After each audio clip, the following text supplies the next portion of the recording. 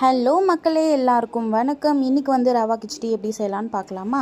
ஒரு கேரட், ஒரு உருளைக்கிழங்கு, கொஞ்சம் பீன்ஸ் பொடியாக நறுக்கிட்டு ஒரு கிளாஸ் தண்ணி ஊற்றி வேக வச்சு எடுத்துக்கோங்க.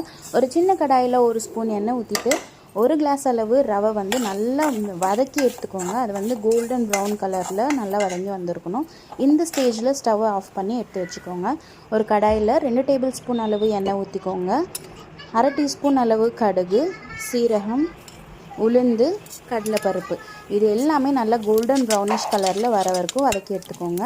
அதுக்கப்புறம் ஒரு வெங்காயம் பொடியாக நறுக்கிட்டு 5 பச்சை மிளகாய், ஒரு கொத்து கருவேப்பிலை சேர்த்து வதக்கிக்கோங்க. ஒரு தக்காளி சேர்த்துக்கோங்க. இந்த ஸ்டேஜில் நீங்கள் இஞ்சி தேவைப்பட்டுச்சுன்னா சேர்த்துக்கலாம். நான் வந்து சேர்த்துக்கல. இப்போ வேக வச்ச காய்கறி, உப்பு எல்லாம் சேர்த்துட்டு ரவை போட்டு மிக்ஸ் பண்ணி எடுத்துக்கோங்க.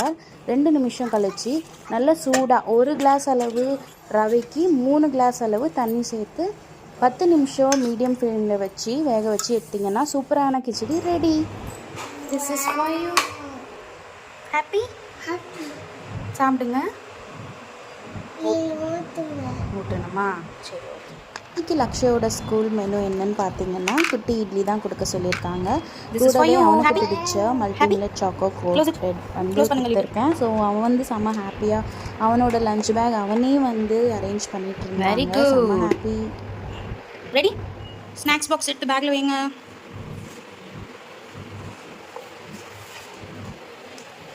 ஃப்ரெண்ட்ஸுக்கெல்லாம் ஷேர் பண்ணி சாப்பிடுங்க. ஓகே,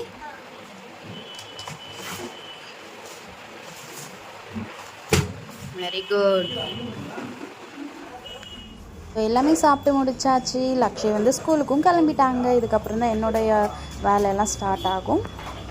ஸோ அதுக்கப்புறம் இன்றைக்கி லஞ்ச் பார்த்திங்கன்னா எங்கள் வீட்டில் கீரை குழம்பு, சுட சுட வடித்த சாதம், சேப்பக்கிழங்கு வறுவல். இதுதான் இன்றைக்கி எங்கள் வீட்டில் லஞ்ச். உங்கள் வீட்டில் என்னன்னு சொல்லி கீழே கமெண்ட்டில் சொல்லுங்கள். Thank you. Tata, bye, see you.